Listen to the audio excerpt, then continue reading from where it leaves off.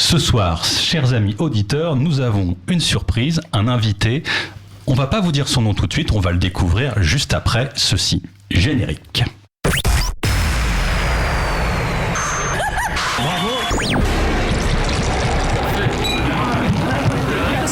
Je vous demande de vous arrêter. Je vous demande de vous arrêter. Je vous demande de vous arrêter.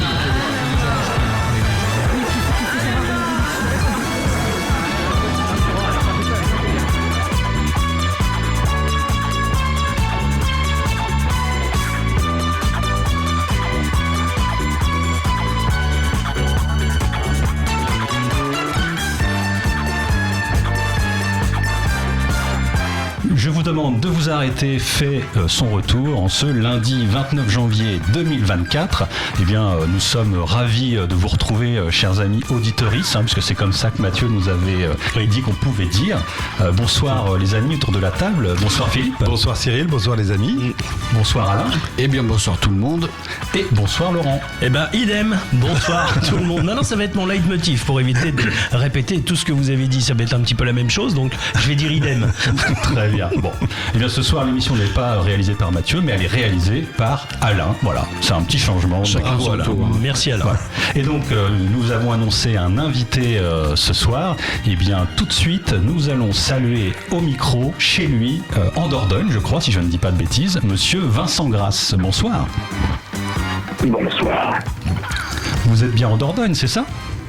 Je suis en Dordogne, absolument. Oui. Si vous voulez plus de précision géographique, je suis entre Bordeaux et Périgueux. Voilà. Très bien. Alors, pour que les auditeurs sachent qui vous êtes, eh bien, on peut préciser que vous êtes un comédien qui, évidemment, a travaillé en France, mais avant cela, a eu tout un parcours en Belgique, puisque au départ, vous êtes né à Bruxelles, si je me suis bien renseigné. Et, absolument, oui. C'est bien ça. Et donc vous avez fait des études, des formations, et donc on a envie de connaître peut-être la première question, parce que comédien c'est un métier, ça s'apprend. Quel a été votre parcours pour devenir comédien? Mais écoutez, j'ai eu des parents qui m'ont dit passe ton bac d'abord. Ça s'appelle pas le bac en Belgique parce que c'est l'équivalent. Et après tu feras ce que tu veux. Donc j'ai passé mon bac, bien entendu.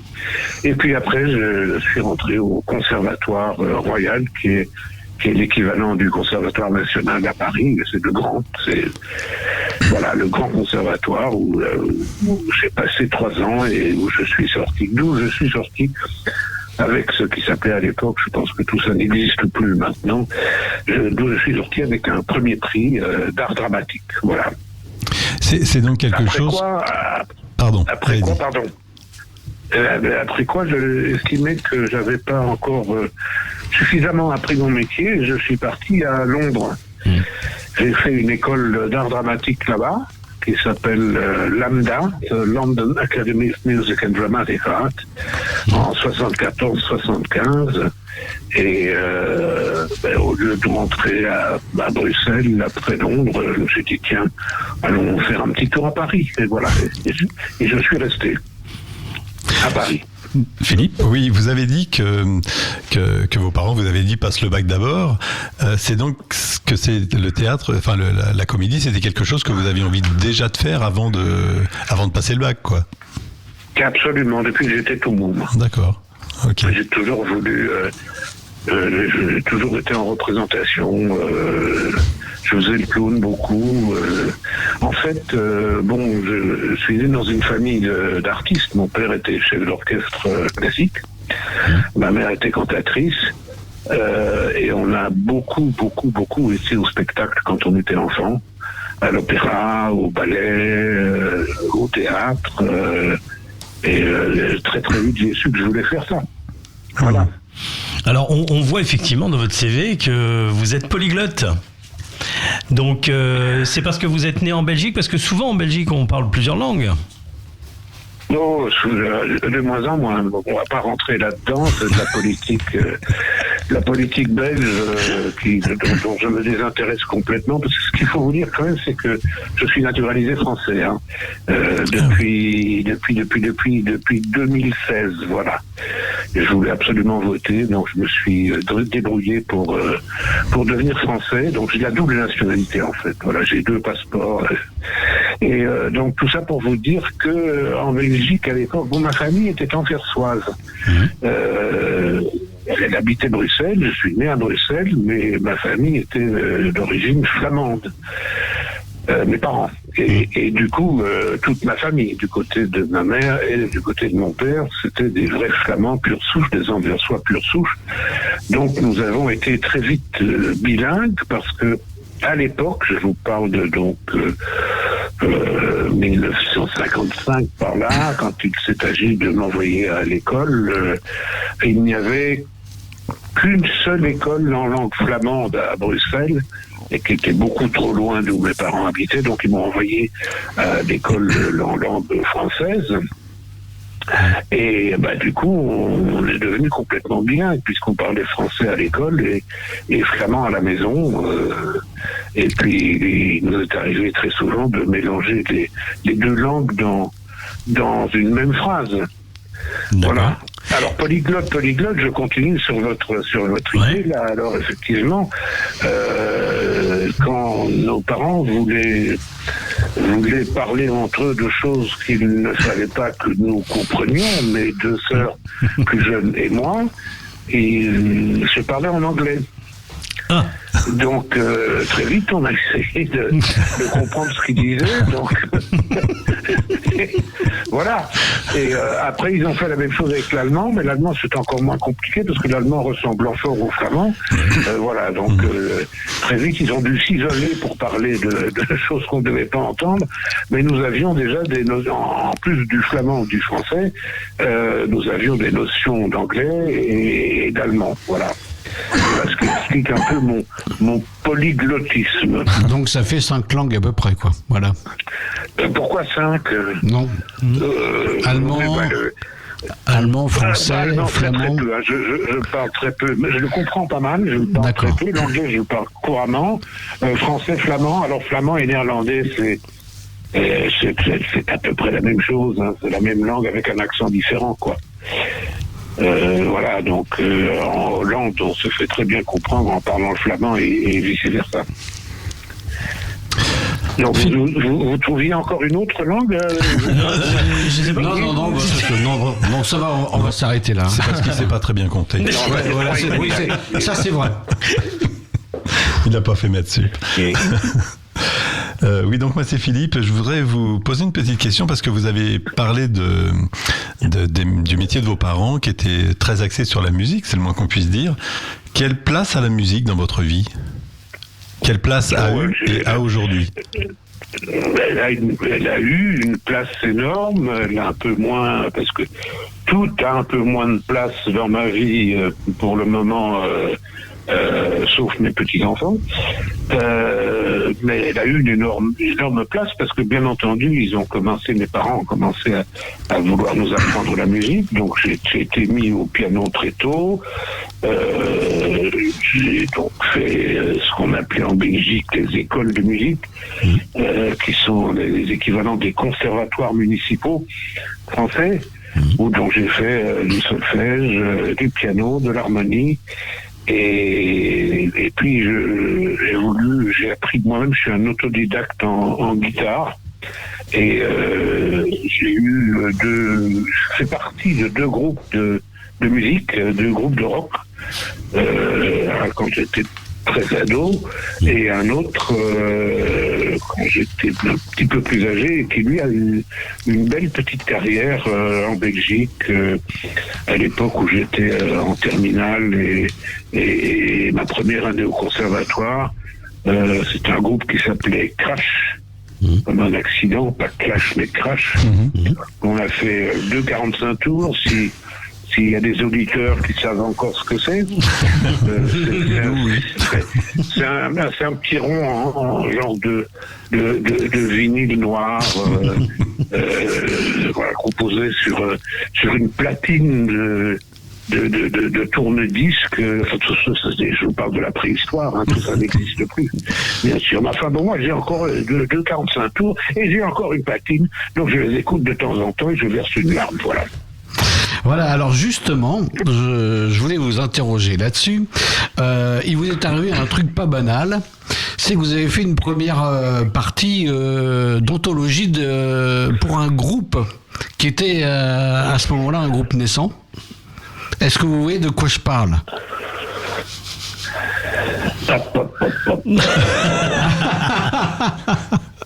Première partie pour un groupe. Oui. Non, j'étais pas. Non, c'était Sylvie Vartan qui était à l'Olympia avant les Beatles. Non, je me trompe. C'était les Beatles qui étaient à l'Olympia avant Sylvie Vartan. C'était pas nous, malheureusement. On aurait bien aimé. Non, alors dites-moi, rappelez-moi. Alors c'était un groupe appelé Psychédélique à l'époque, dont oui, voilà. oui.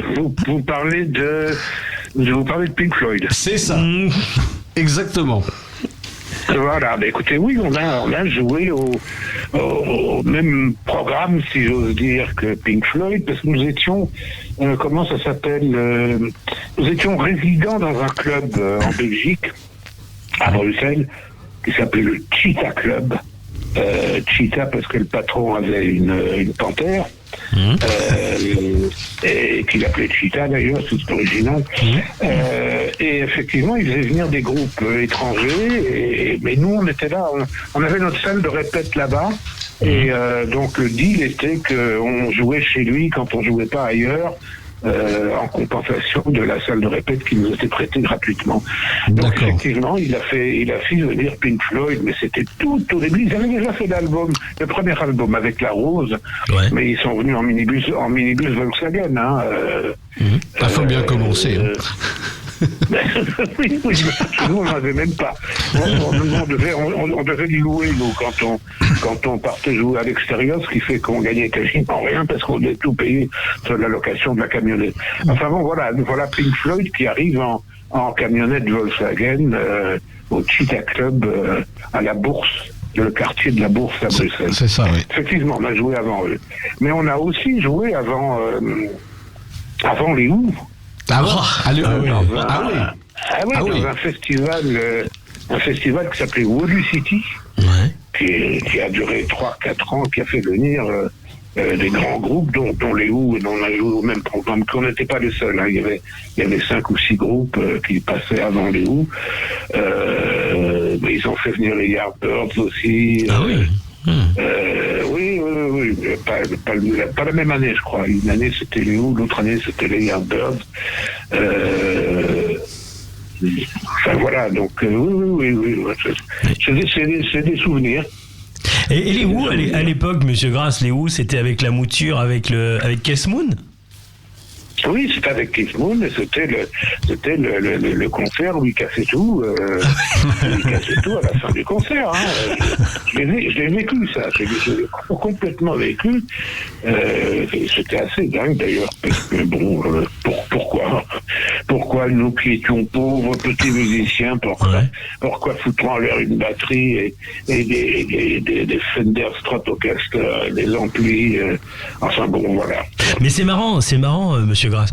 Nous aujourd'hui, enfin pour beaucoup de personnes qui ont à peu près les quinquas, par exemple, on va dire en moyenne, quand on parle des Who, quand on parle des Pink Floyd, il y a une certaine, une certaine aura, il y a nostalgie, même nostalgie, et il y a beaucoup de, on va dire, les gens sont vraiment en amour avec ce type de groupe. D'ailleurs, il y a beaucoup de personnes qui font des faux bandes de Pink Floyd, par exemple. Vous à l'époque, ils étaient pas hyper connus.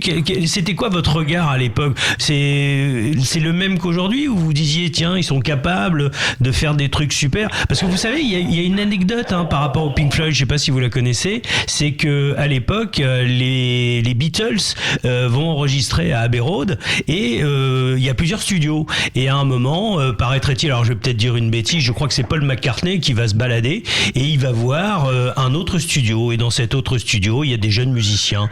Et quand il va revenir parler à John Lennon, il va lui dire, dis donc, il y a des jeunes là-bas, c'est des sacrés numéros, ils sont vraiment hyper bons. Et c'était les Pink Floyd. Vous, c'était quoi votre ressenti à l'époque quand vous les avez vus? Parce qu'il n'y avait pas la même histoire. Ils avaient comme je vous l'ai dit, ils avaient fait leur premier album. Hein. Ouais. L'album avec une rose en couverture, et qui était fort bien d'ailleurs. Mais bon, oui, on était quand même très admiratifs. Et admiratif parce qu'ils faisaient une super musique, hein, même dans un petit club comme le Cheetah Club, les Who, c'était autre chose, c'était quand même sous chapiteau avec plus de 1000 personnes, ou je sais plus, ou 2000, j'en sais rien, et c'était comme 2-3 ans après, donc ils étaient beaucoup plus connus que Pink Floyd ne l'était quand on a joué avec eux. Alors, entre la musique et l'acting, le fait de devenir acteur, quand vous faisiez de la scène, il y avait un jeu, il y avait quelque chose déjà frémissant chez vous? Est-ce qu'il y avait un jeu scénique, on va dire, déjà de votre part, qui va vous amener après à devenir acteur? Non, je crois que ça n'a aucun rapport. Nous avions notre chanteur J.D. Malvoy, paix à son âme, était lui très scénique, mais il n'était pas encombré d'une guitare ou d'autre chose. Non, c'était pas. Nous, on était quand même très très axés sur. On était 4. Et on faisait quasiment tout le répertoire à 4 voix. C'était notre spécialité dans les groupes bruxellois.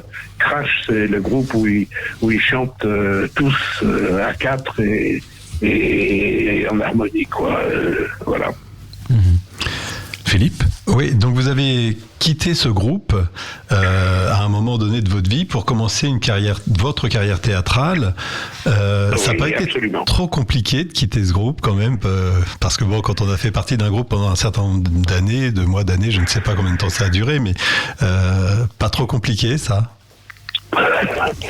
Compliqué, non, ça a signé la fin du groupe. J'ai pas été remplacé. Si, il y avait un contrat qui était signé encore, donc on a pris un autre guitariste pour me remplacer. Bon, déjà lui il chantait pas, donc les 4 voix c'était foutu, il n'y avait plus de 3 voix, et c'était le dernier concert. Il y en a eu un après que j'ai décidé de quitter le groupe. Moi je suis resté très ami avec ceux qui restent. Et qu'est-ce que j'allais dire donc? Et puis oui, notre bassiste Christian Janssen a fait une énorme carrière, parce qu'une fois que Crash s'est craché, si j'ose dire, oui.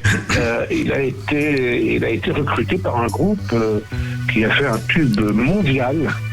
Le groupe s'appelait le Wallace Collection. Ah oui. Ils ont fait un type qui s'appelait Daydream. Oui, tout à fait. Voilà. Et il a tourné avec eux pendant 2-3 ans dans le monde entier. Hein, le monde entier. Voilà.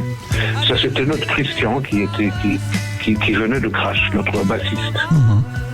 Ça veut dire que lorsque vous quittez le groupe, on est en quelle année? Oula, que je dise pas de bêtises, ça doit être vers 67-68 par là. Oui. Oui, parce que c'est après effectivement que Wallace Collection a fait le tube mondial qu'on connaît tous, enfin notre génération en tout cas. Alors, donc... Ah, vous êtes si vieux que ça? Oui, tout à fait. Oui, absolument. Ça s'entend pas à la voix. Hein. Oui, je sais, je fais tout pour, mais voilà. Oui. Oui. Donc on va, alors la musique, on va dire que la musique s'arrête. Allez, on va synthétiser comme ça. Non, elle s'arrête par rapport à votre carrière. En fait, c'est pour faire un pont. Ah, quoique. Pour faire un pont avec votre métier d'acteur. Alors ça se passe comment? Je m'inscris un petit peu en feu parce que. Bah dites-nous. J'ai écrit des musiques pour le théâtre. Oui, mais là, on va en reparler après, si vous le voulez bien. Je voulais revenir après, parce qu'en fait, on essaye de faire un peu, entre guillemets, chronologiquement les choses. Donc, vous arrêtez la musique, et qu'est-ce qui se passe? Donc, vous êtes attiré par le métier d'acteur. Comment ça fonctionne après? Comment va être le cheminement? Bah, écoutez, je fais le conservatoire à Bruxelles. Je crois, parce que tout ça est quand même un petit peu confus au niveau des dates maintenant, mais je crois que pendant ma première année au conservatoire en art dramatique, je faisais encore partie du groupe Crash. Et c'est après que je ne croyais pas vraiment que j'allais pouvoir vivre de la musique jusqu'à la fin de mes jours. Donc c'est pour ça que, et comme j'ai toujours voulu être acteur, je me suis axé là-dessus. Donc 3 ans au conservatoire à Bruxelles. À l'époque, au conservatoire à Bruxelles, on avait l'autorisation de jouer au théâtre professionnellement pendant nos études. Donc pendant ces 3 ans, en fait surtout les 2 dernières années, la première année pas tellement, mais les 2 dernières années, j'ai joué au théâtre à Bruxelles. Voilà, et après mon premier prix d'art dramatique, comme je vous l'ai dit, j'estimais que j'avais encore des choses à apprendre, que j'étais très anglophile, et je suis parti à Londres pour faire la London Academy of Music and Dramatic Art. Et en revenant, je vous l'ai déjà dit, je me répète, là, au lieu de rentrer à Bruxelles, je me suis dit, tiens, essayons Paris, voilà.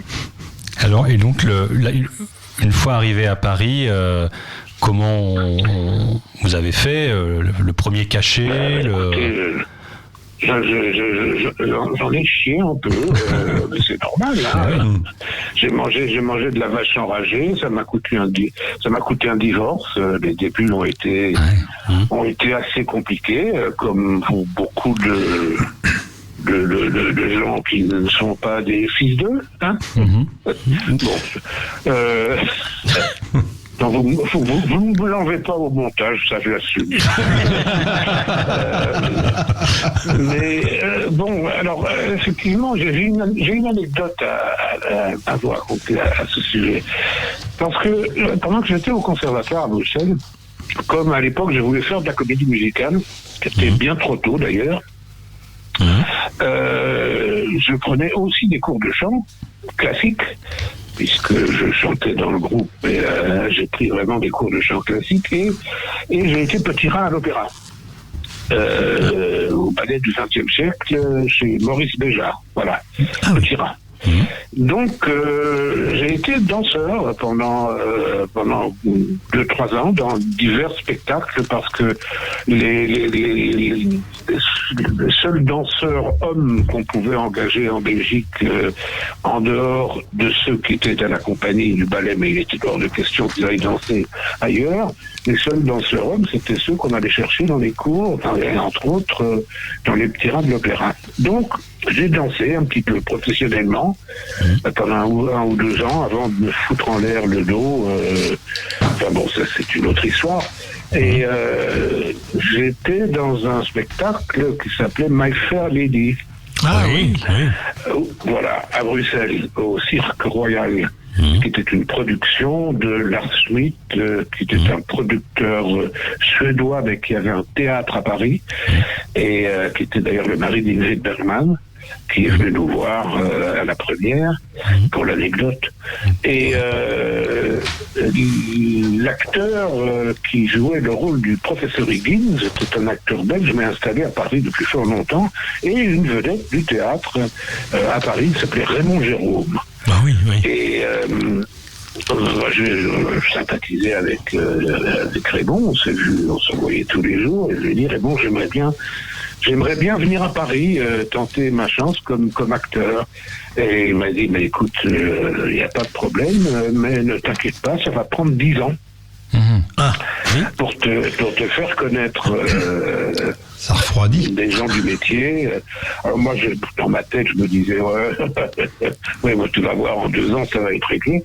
Et il avait raison. J'ai commencé vraiment à être à l'aise et à vivre correctement après 10 ans de Paris et 10 années difficiles financièrement. Et je vous ai dit, ça m'a coûté un divorce. Voilà, donc j'ai tenu le coup. Il m'avait dit ça va prendre 10 ans et surtout essaye de tenir. Et j'ai tenu le coup et voilà, donc 10 ans après, donc à peu près, je sais pas, la fin des années 70, j'ai commencé à m'en sortir, disons. Voilà. Alors, comment ça a démarré ? Qu'est-ce qui a été l'élément déclencheur, on va dire, à partir du moment où vous avez vécu ces moments de, on va dire, de vache enragée, et le moment où ça a démarré ? Quel a été l'élément déclencheur dans votre carrière, Monsieur Grasse ? Déclencheur, c'est un peu difficile à dire, parce qu'en fait,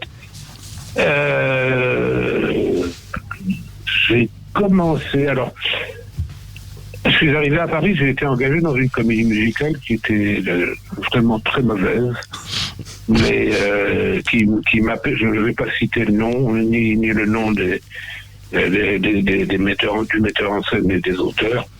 Enfin, on a tenu pendant 3 mois, répétition et il voulait bien faire l'année, mais on a joué 6 semaines, et ça m'a permis, moi, de devenir intermittent du spectacle. Et 3 mois. Voilà. Et donc, à partir de là, j'avais un agent qui m'a trouvé des petits trucs par-ci par-là, et assez rapidement, j'ai eu un des rôles principaux. C'était un film, un feuilleton, comme on appelait ça à l'époque. On appellerait ça une série maintenant, une mini-série, avec une distribution assez chorale. Il y avait une dizaine de rôles très importants, et j'étais un de ces rôles importants. J'ai eu à l'époque 115 jours de tournage, ce qui est énorme. Pas mal payé pour moi, pour l'époque, j'étais assez surpris, et puis j'ai appris après que c'était pas bien payé, mais bon, peu importe. Et puis surtout, je me suis dit, écoute, pense pas que c'est arrivé, quoi. C'est pas parce que tu viens de faire ça que ça va s'enchaîner. Et effectivement, ça m'a pas apporté grand chose. Ça a été difficile avec des 1 ou 2 jours de tournage après dans Commissaire Moulin, je sais plus quel autre à l'époque, où j'ai fait 2 Commissaires Moulin, j'ai fait Jules Lescaut, j'ai fait 2 Maigret, mais toujours avec des 2-3 jours de tournage, quoi. Ce qui fait que c'était assez difficile de garder son intermittent, d'abord, puisqu'on devait faire à l'époque genre 48 cachets dans l'année, ce qui fait quand même 4 par mois. Ça se trouve pas sous le pied d'un cheval. Ouais.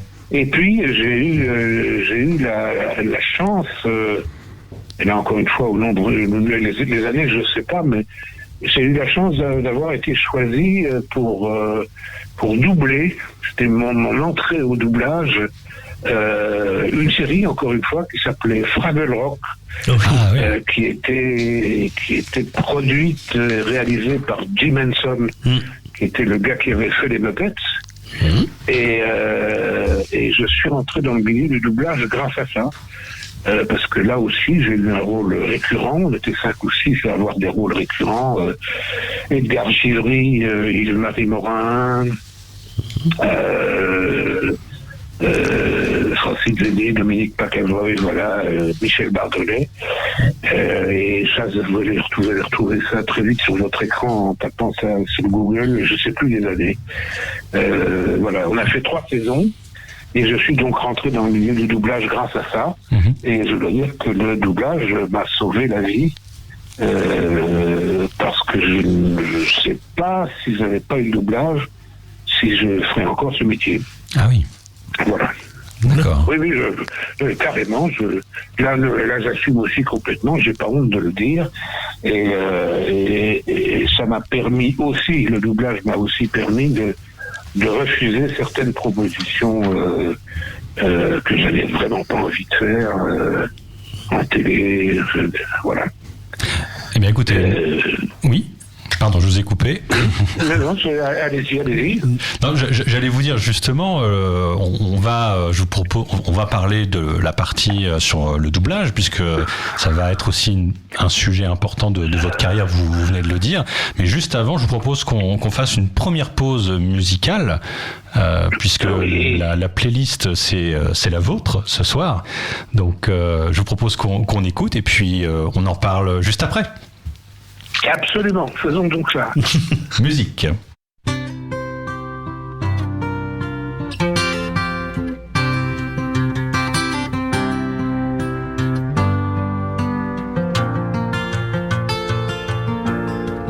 Just yesterday morning, they let me know you were gone.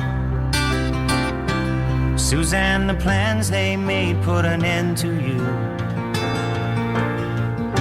I walked out this morning and I wrote down this song.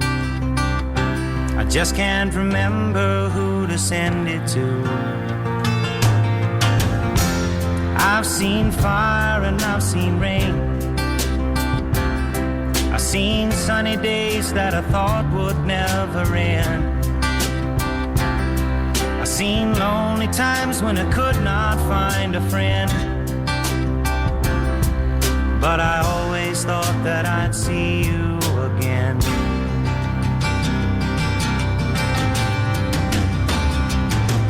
Won't you look down upon me, Jesus?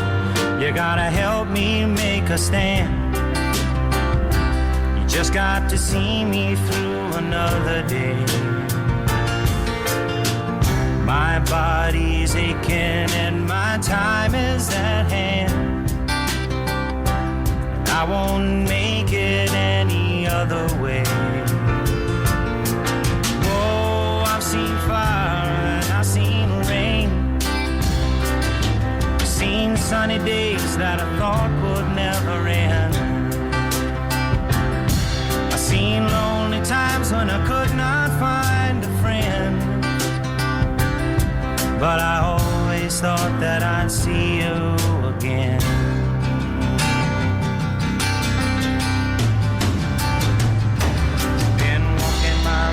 To an easy time, my back turned towards the sun. Lord knows when the cold wind blows, it'll turn your head around. Well, there's hours of time on the telephone line to talk about things to come. Sweet dreams and flying machines in pieces on the ground. Oh, I've seen fire and I've seen rain. Seen sunny days that I thought would never end. I've seen lonely times when I could not find a friend. But I always thought that I'd see you, baby, one more time again. Thought I'd see you one more time again. There's just a few things coming my way this time around now. Thought I'd see you far away now. Bonjour, c'est Vincent Grasse. Je vous demande de vous arrêter sur West Track Radio. Voilà, donc nous venons d'entendre Fire and Rain, chanté par James Taylor. C'est donc une version, parce qu'on ne va pas trop en dire tout de suite, mais il y aura une surprise tout à l'heure. Pourquoi ce choix musical, Monsieur Grasse ? Ben écoutez, c'est un de mes chanteurs favoris, et en plus je trouve que c'est une de mes chansons favorites au monde. Voilà, je trouve que c'est une très très belle chanson, un texte un peu hermétique, mais enfin bon, c'est de la poésie, hein, donc voilà, je trouve que c'est une de mes chansons préférées Et depuis un moment, parce que ça fait quelle année aussi, ça fait les années 70, je crois. Voilà. Il y a une chanson que je joue encore de temps en temps moi-même, que je chante encore de temps en temps moi-même, en m'accompagnant à la guitare. Voilà. On me dit, je pourrais faire une émission de 2 heures avec des musiques que j'aime, mais bon, là, en l'occurrence, on m'a dit, tu as droit à 3 titres, donc pour moi, c'était évident que je prenais celui-là. Voilà. D'accord. Très bien. Eh bien, chers amis auditeuristes, voilà, si vous avez envie de réécouter, de découvrir, pour ceux qui ne connaîtraient pas, James Taylor, je crois qu'il a fait énormément. Oui, c'est un grand chanteur, James Taylor. Titres, il a une voix formidable, oui, sans problème. Alors, je crois qu'il vient à Paris cette année-ci. Oui, je vous confirme, Monsieur Grasse, James Taylor sera à Paris. Bah, il vient souvent, apparemment. Vous l'avez vu d'ailleurs, entre parenthèses, sur scène. Moi, je l'ai vu 2 fois, oui. Ouais. Oui, je l'ai vu 2 fois au Palais des Congrès. Grand moment. Et beaucoup de musiciens professionnels dans la salle. D'accord. Je crois qu'il est très très apprécié des pros. C'est un formidable guitariste aussi. Il joue remarquablement bien. Voilà. Et puis il a écrit des très très belles chansons. Et voilà. Alors, juste avant la pause musicale, vous expliquiez que le doublage était finalement l'activité dans le métier de comédien qui vraiment vous a aidé à poursuivre cette activité et à pouvoir en vivre. Sachez qu'ici, Je vous demande de vous arrêter, Westrack Radio, nous, les comédiens, et en particulier les comédiens qui ont cette spécialité dans le doublage, on est extrêmement friands. Vraiment. Et je parle pour mon cas personnel. Franchement, je suis très très très admiratif de tous les comédiens, de toutes les comédiennes. Donc moi je suis ravi d'entendre quelqu'un à qui on ne donne pas forcément souvent la parole. C'est ça aussi qui est important et je voulais vous le dire. Non, je vous remercie beaucoup, formidable, soyez nombreux comme ça. Alors justement, dans les doublages que vous avez pu effectuer, vous avez évoqué les Fraggle Rock, et puis très vite, on s'aperçoit que vous avez un CV, on appelle ça une voxographie, a priori, qui est très impressionnante.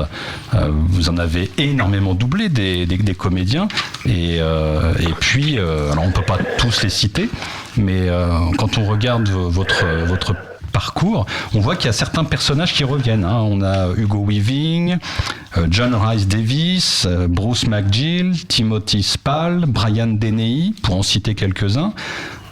Oui. On peut citer Bruno Gans aussi, qui nous a quittés il y a quelques temps. Oui, absolument. On peut citer Jim Carter aussi, qui est le majordome dans Downton Abbey. Petite anecdote d'ailleurs à ce niveau-là, c'est que vous savez, très souvent au doublage, quand on vous convoque, on dit est-ce que tu es libre telle date à telle heure, et tu dis oui. Et rarement on te dit pourquoi c'est. Enfin, là, on me dit, en l'occurrence, c'est une série anglaise, c'est très très chouette, tu vas voir, elle s'appelle Downton Abbey, je suis ravi. Je suis ravi, mais je n'en avais pas entendu parler. Et voilà, c'est pas que j'arrive sur le plateau, et elle me fait, Dominique Bailly, notre directrice de plateau là-dessus, que je salue au passage, me fait, tiens, tu fais celui-là, et je me fais, tu sais, je le connais personnellement, parce qu'en fait, j'avais tourné un film avec lui en Angleterre. Donc, je lui ai écrit, j'ai envoyé un mail en disant, ben voilà, je suis ta voix française, Jim Carter, et effectivement, je l'ai doublé quelques fois après dans autre chose aussi, mais on a fait combien de saisons sur Downton Abbey? On a fait 8 saisons, je crois, je sais plus. Ah oui, c'est vrai qu'il y en a eu. Il y en a eu un certain nombre, effectivement. Un grand nombre. Alors Jim Carter, dans le CV qu'on a trouvé, on voit aussi que vous l'avez interprété dans The Transformers The Last Night. Oui. Exactement. Absolument. Ouais. C'était en 2017, plus précisément. Et puis les 2 films d'Downton Abbey, puisqu'il y en a eu un en 2019 et un autre en 2022, donc il y a un petit peu moins de 2 ans maintenant. Absolument. Oui. Alors, et je vous dis, je vous dis, je sais pas combien, 8 épisodes par saison, donc peut-être 64 épisodes par là, à peu près, oui, à la louche, voilà. Donc en fait, quand vous arrivez, vous savez pas ce que vous allez jouer, en fait, c'est ça? C'est ce que vous êtes en train de me dire? Oui, absolument. La plupart du temps, on ne sait pas. Parfois, on vous dit, tu sais, c'est un acteur que tu as déjà fait. Par exemple, Tim Spall. Ah oui, tu as fait Tim Spall. Et là, tu vas refaire Tim Spall. Là, c'est le dernier doublage que je viens de faire, parce que je dis, j'en fais de moins en moins, parce que je dois me déplacer de Dordogne, j'ai pas de pied-à-terre à Paris, bon, tout ça me coûte quand même pas mal d'argent. Donc il faut que ça soit vraiment hyper intéressant, soit financièrement, soit artistiquement.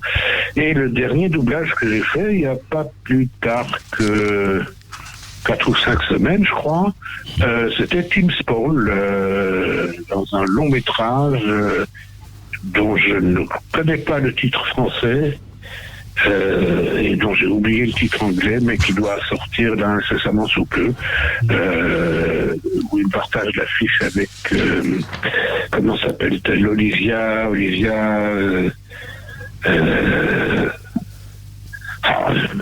deviens très très connu, à la mémoire des noms, vous voyez. Alzheimer me guette. Alors, toujours est-il que sur le doublage que vous avez pu effectuer, c'est vrai qu'il y a des personnages qui sont marquants, et pour les auditeurs, on ne peut pas passer sous silence, je l'ai un peu évoqué tout à l'heure, le comédien Hugo Weaving, qui est l'agent Smith dans Matrix. L'agent Smith, il a un phrasé très particulier. Alors, juste avant que nous commencions à vous écouter sur le travail qui a été le vôtre sur cette performance sur Hugo Weaving, je vous propose qu'on écoute un extrait. C'est d'une séquence où Monsieur Smith s'entretient avec Morpheus. On écoute et on vous retrouve juste après, Monsieur Grasse. Allons-y.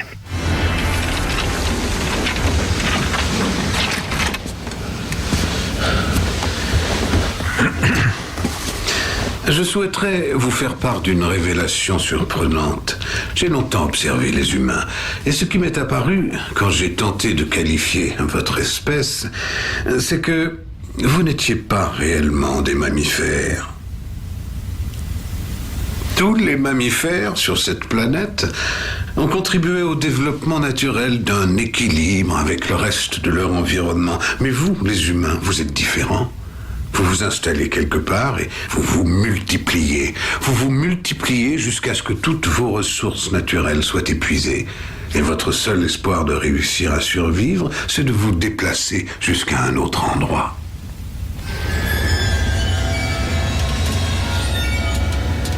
Il y a d'autres organismes sur cette planète qui ont adopté cette méthode. Vous savez lesquels? Les virus. Les humains sont une maladie contagieuse. Le cancer de cette planète, vous êtes la peste. Et nous sommes l'antidote. Voilà, donc je pense que c'est un passage du film dont vous devez vous souvenir. Absolument, c'est bien, hein. Ah oui, c'est super. Ouais. Alors, j'ai le ton. J'ai envie de l'avoir réentendu. Alors c'est vrai que cette voix nous a marqué quand même, parce que on avait parlé de Matrix à l'époque, parce que bon, c'était un film qui était un peu hors norme quand il est sorti en 1999. Voilà, donc il était un petit peu hors norme, et c'est vrai, on se rappelle de la voix du méchant, enfin soi-disant le méchant dans Matrix. D'ailleurs, vous avez fait tous les épisodes, Monsieur Grasse. J'ai fait les trois longs métrages, oui, absolument. Alors, oui. Comment vous avez... Alors, pareil, tout à l'heure, vous nous avez expliqué que quand vous êtes appelé, vous ne savez pas ce que vous allez faire. Mais là, sur ce film, sur ce comédien, comment ça s'est passé? Et puis, comment vous avez été choisi? Et quel a été ce travail que vous avez dû faire? Parce que Hugo Weaving, là, il joue pas de la même manière que dans ses autres films. C'est très particulier. Hein. Il articule tellement que... Absolument, oui. Comment ça s'est passé? Oui, c'était difficile au début. Il a vraiment fallu rentrer dedans dans sa manière de parler. Alors il surarticule. C'est étonnant parce que je ne me suis pas rendu compte en écoutant l'extrait que je surarticulais tellement, mais effectivement, il parle assez lentement et en surarticulant, comme je l'ai dit. Donc c'était pas un doublage normal, quoi. C'est pas comme d'habitude où on fait ça les doigts dans le nez. Là, il a quand même fallu trouver quelque chose de particulier dans l'élocution assez lente et surarticulée. Voilà. Monsieur Anderson. Moi, c'est Philippe. Plaisir, hein. Alors c'est vrai, Monsieur Grasse, cette voix nous a marqué et elle nous marque encore, donc la vôtre en l'occurrence. Moi, je voudrais revenir parce que tout à l'heure vous nous expliquiez, vous arriviez un petit peu comme ça, on vous disait tu vas faire tel personnage. Là, comme l'expliquait Cyril, on est sur un personnage où il y a un travail important. Comment on se met dans la peau du personnage? Comment vous faites, vous?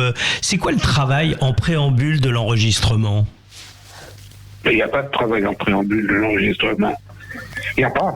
Non, on arrive et il faut y aller. Le micro est là, et on met le rouge et on y va. C'est-à-dire que on regarde on appelle ça encore des boucles.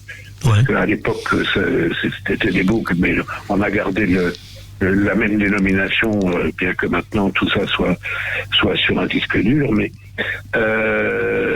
donc on regarde la VO une fois, deux fois, et puis on se lance et on fait parfois ce qu'on appelle un brouillon. Et puis il s'avère quelquefois que le brouillon est bien, et du coup on va faire rien d'autre. Et puis si le brouillon est pas bien, on corrige.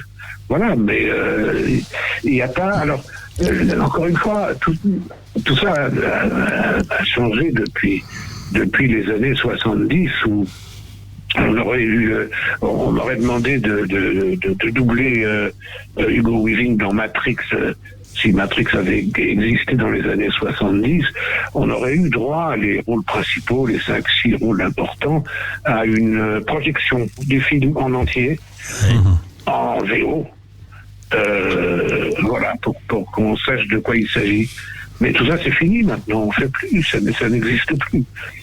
Et ce qu'on ne sait plus non plus, malheureusement, c'est que maintenant on enregistre tous individuellement dans le studio. Il n'y a plus d'enregistrement à 2, à 3 et à 10 ou 12 comme c'est arrivé quelquefois, et c'est fort dommage parce que à 10 ou 12 on rigolait vraiment bien. La plupart des actrices et des acteurs qui font aussi du doublage sont des gens qui ont un humour assez particulier, assez dingue, et c'était à l'époque très très très drôle, on s'amusait beaucoup.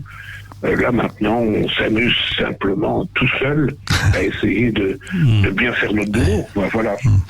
Ce que vous dites me fait penser à ce qu'a toujours dit Patrick Poivet, c'est-à-dire être à la barre avec son partenaire de jeu, dire je te cause, tu me réponds, c'est quand même mieux, quoi. C'est fini. Ouais. C'est fini ça maintenant. Mais ça demandait quand même, c'est ça que je voulais dire tout à l'heure, une sacrée dose d'adaptation à ce que vous allez faire. Oui. En l'occurrence, être le premier dans la scène à enregistrer, c'est toujours assez compliqué parce que on y va, on se lance. Quand on est deuxième ou troisième, donc on enregistre tout seul, mais quand on réécoute ce qu'on a fait, on écoute ce que votre camarade a fait avant vous, et là on voit si ça se répond correctement. Mais quand on est le premier, on ne sait pas comment va répondre le second. Donc voilà, on est un peu dans le brouillard, quoi. Mais bon, maintenant c'est un truc de pro aussi, hein. C'est un métier, quoi. Donc bien sûr. La plupart d'entre nous, on sait vraiment comment faire, quoi. Philippe? Alors oui, moi j'aimerais savoir comment vous faites, parce que quand vous avez un rôle important dans un film, il faut tenir cette voix, parce que par moments vous transformez un peu votre voix en fonction du personnage.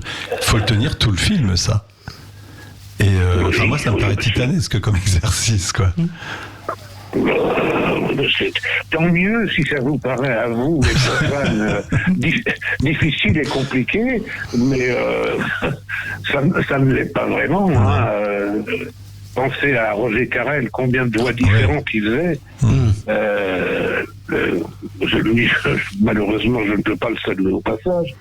Roger, je me suis toujours, qu'est-ce qu'on s'est bien amusé avec lui aussi. Voilà, quelqu'un qui avait un humour de fou, et être en plateau en même temps que Roger Carrel, on finissait, on avait mal au ventre de rire en fin de journée. Hein. Mais non, c'est pas compliqué, c'est notre truc, c'est notre métier. Quoi. Voilà, oui, donc, non, bien sûr. Oui, je trouve pas que ça soit compliqué de garder la même voix une fois qu'on l'a. Vous savez, bon, je cite Roger, il y en a 2, 3 autres comme ça, mais sinon la plupart d'entre nous, on a 3 ou 4 voix différentes, et on sait très bien laquelle on est allé chercher pour tel personnage. Voilà. Alors du coup, à l'inverse, quand il faut revenir avec sa voix normale, c'est pas trop compliqué non plus. On prend. Vous avez du mal à revenir, on va dire, sur votre voix normale après ? Non. Me dites pas Monsieur Anderson, Monsieur Grasse. Non, monsieur. Il suffit d'aller au bistrot et de commander une bière. Normal, quoi. Voilà, il y a une réponse quand même. Une bière ou autre chose. Hein. Ouais. Non, c'est pas. Non, c'est pas. Est-ce que vous voulez que je vous le fasse maintenant? C'est pas continuer toute l'interview comme ça, quand même. C'est compliqué.